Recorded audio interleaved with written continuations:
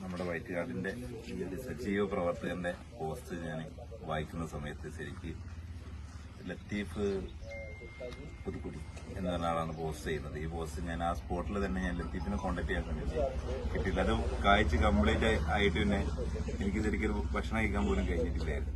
അതുകൊണ്ട് പിന്നെ ലത്തീഫിനും കിട്ടുന്നില്ല. പിന്നെ ലാസ്റ്റ് മുനവറ തങ്ങളി വരും. ഞാൻ കമന്റ് ഇട്ടതിന് ശേഷമാണ് ശരിക്കും മുനവറ തങ്ങളി ടിക്ക് ഫ്രോസിനും ഷാജുവിനും ഞാൻ വിളിച്ചറിയിക്കുന്നത്. ഇനി അതിന്റെ വലിയൊരു പോസ്റ്റ് വേണ്ട.